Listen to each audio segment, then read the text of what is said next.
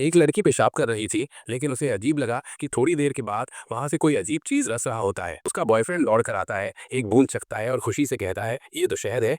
ये सुनकर दोनों बहुत उत्साहित हो जाते हैं। वे तुरंत चट्टान की दीवार के सहारे ऊपर चढ़ने लगते हैं, सोचते हुए कि शायद खाने का अच्छा मौका मिल गया है। लेकिन उन्हें नहीं पता था कि खतरा भी साथ साथ आ रहा है। जैसे ही वे छत्ते में घुसते हैं, वहां एक विशाल अंडे जैसी संरचना से शहद बह रहा होता है, जिससे दोनों चौंक जाते हैं। इतना शहद देखकर उन्हें लगता है कि इससे तो वे आधे साल तक आराम से जी सकते हैं। तभी अचानक एक जोरदार गूंजती हुई आवाज आती है। लगता है कोई विशाल जीव पास ही है। दोनों को बहुत बुरा आभास होता है और डर के मारे वे छत्ते के भीतर की ओर भागते हैं। अचानक एक भैंस जितनी बड़ी पत्थर की मधुमक्खी उड़ती हुई उनके सामने आ जाती है। सौभाग्य से वे समय रहते बच जाते हैं, वरना अगर डंक लग जाता तो वहीं जहर से मर जाते। लेकिन उस विशाल छत्ते में छिपने की कोई जगह ही नहीं होती। मजबूरन वे एक अंडे जैसे कक्ष में घुस जाते हैं और अभी ठीक से सांस भी नहीं लेते कि वह पत्थर मक्खी उनकी गंध को सूंघकर सीधा उस दिशा में पहुंच जाती है। जल्दी ही वो उन्हें ढूंढ लेती है और पागलों की तरह हमला करने लगती है। इतनी तंग जगह में बचने की कोई जगह नहीं होती, लेकिन लड़का लकड़ी की छड़ी से किसी तरह उसे रोके रखता है। उसने कुछ देर के लिए हमले को रोक तो दिया, लेकिन तभी कुछ अजीब होता है। पत्थर मक्खी अचानक शांत हो जाती है,